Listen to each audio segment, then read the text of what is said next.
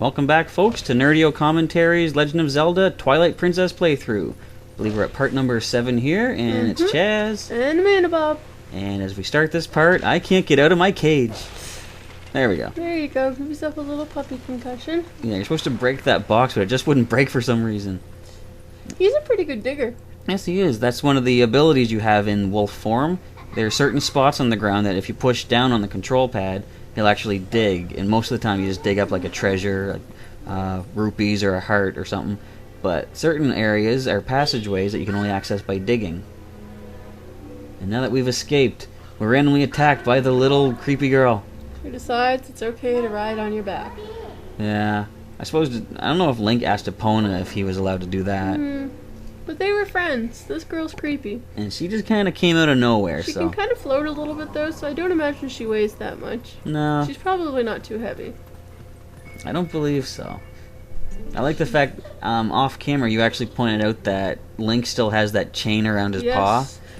I like how when she breaks that in the last part there that we saw, she doesn't really remove the whole thing, so he has that the whole game. So he's still chained slightly. Just one cuff, one paw. I wonder if that's her way of, you know, having some sort of mental control over him. He still sees himself as being shackled. That would be weird. And then you come to this greenish, glowy thing. I always like to approach greenish glowy things. Let's see what this is. And investigate further. Another thing the wolf can do with the control pad, if you push left or right, it activates your, I guess, spidey sense? We'll call it. Yeah, and it lets you see things that, you know, other people wouldn't see. So, because wolves have more heightened senses of some things. yes, you can use that later on, too, to activate. You can record certain smells, and you have to track certain things down based on the smell. So that's kind of cool. So the wolf isn't just another pretty face. He actually has wolf powers. And now, as any good wolf does, let's venture on through the sewage. Delicious. And here she's informing us that, like, you might be wondering, you don't have a sword, right? So how exactly do you fight based on the Wii remote controls? Basically, it's the same thing. If you just flail the remote left and right, you will attack as a wolf. Use your pointy teeth. And you still do have a spin attack, too. You just shake the nunchuck, he'll do this big spin, and I think it's like his tail that he uses. Okay, I suppose that would make sense. It's like a great big tail whip attack. And the creepy black things. Yes. See, they're not too bad to fight here. One jump attack will take him out. I think actually just a regular random flail attack will get him too.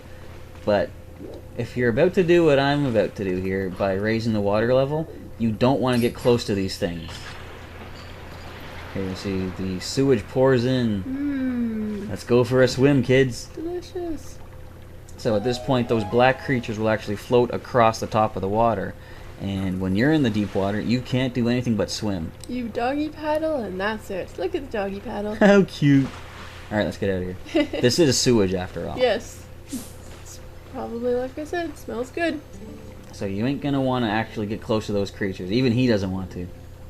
Well, he's just scared. Who knows how long he's been stuck down here. And you see there, I try to jump across to get to solid land so I can fight effectively. And let's pull this thing. That was the wrong handle. More black creatures have poured out. Let's get out of here. Or let's take him out. We got 3 in one shot. That was cool. Yes, you'll make good use of the skulls randomly littered about here. I don't quite know which creature in nature has a heart in its skull, but I'm sure there must be at least one. I'm not going to question it. It saved my life. Of course, now she abandons us. Like any good spirit guide would. So she wants us to try and find our way to her on our own. She's not very helpful at times, is she? Nah, she gets better later, but right now she's just being a punk. Right now, you just want all the sewage to go away. Please, cleanse my spirit. Alright, good. So and yeah. you get the happy music. Yep. That means you did good. The secret discovered music. I like how they kept a lot of the musical cues like the same throughout the entire series. Yeah, every game has got the same. Yeah, and there's a lot of throwbacks to earlier games in this too. You'll find different, like you were saying in one part, the song you play when you call in the hawk. It sounds similar to like the Song of Soaring from Majora's Mask. Yes. And a lot of this too, the wolf does a lot of howling to activate certain hidden secrets. and the howls are actually melodies from Ocarina of Time. You'll hear some familiar favorites. So finally, we're reunited with our ever-helpful... What has she done for us, really? Well, she keeps telling us that they're soldiers, even though I'm pretty sure we could have sussed that out all for ourselves. I think she's trying to allude to the fact that we're supposed to figure out what part of the world we're in right now. But she doesn't come out and explain it. So, but we're gonna trying to make our way up. Yeah, we gotta get to the top of the tower. But since she doesn't want to tell us what to do, she wants to make us look like an idiot first. Very helpful, this girl. She didn't explain that we can use her to actually jump distances that normally we wouldn't be able to. So when you get to a certain spot, you'll see her icon appear at the bottom of the screen. If you push up on the control pad, she'll move over, you can target her, and then hit A to jump to her. Looks like she kind of helps you along with her creepy hair thing. It could be. Yeah, maybe she actually does grab you. Let's find out. Her hair totally comes towards you. Yeah. We'll say maybe she's being helpful. Although, we're going to get into a little bit of backstory here, where when this game was first coming out, they had announced that Ganondorf will appear in it. And they didn't say how, right? But they said he was going to have a very important role, which will, surprise people. And they also said that as you go through the game, Midna will gain new abilities and new powers and become stronger over time. So, I kind of had the sneaking suspicion that this whole time, Midna is Ganondorf. So, the whole game I'm playing through, I'm thinking that. It's kind of creepy because I thought they haven't really had a game that I can think of where you are making the final bad guy stronger along the way. The whole time. Well, that would be a very interesting idea thing for them to go with. Will that be what actually comes to pass? Let's find out later. Here we are in the creepy top part. I know it's an awful lot of bird symbols and Triforce icons around here.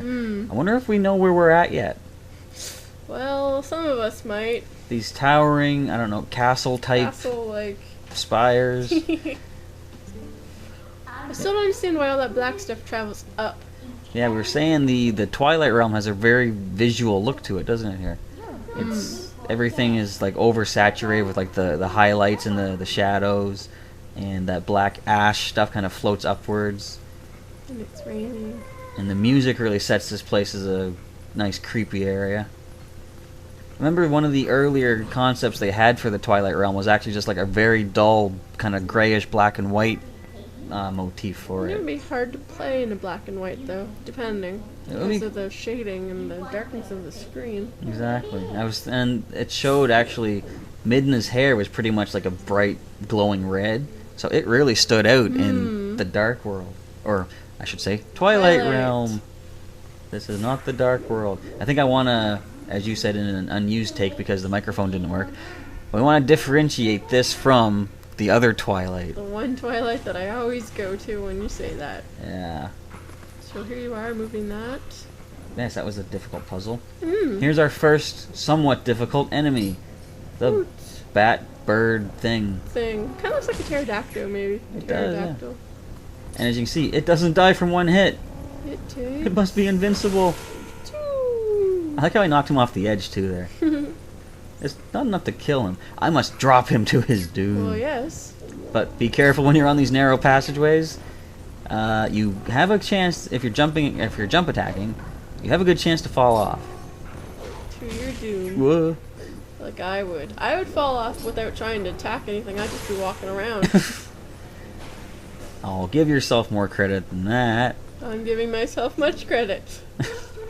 I think it's probably safer just to fight those things, just either shaking the remote or doing spin attacks with the nunchuck. But I'm going more for the stylized kill. You go for the dramatic flare there. Indeed. And instead of dramatically flaring these guys, I'm just going to run away. You're just going to run. Run away through that opening. And they'll never be seen or heard from again. No. Now you're in a spiry tower thing. Yes, the spiraling staircase leading us upward to a mysterious room, which is where our part will end. So this was Chaz. And Amandabob. See you next time.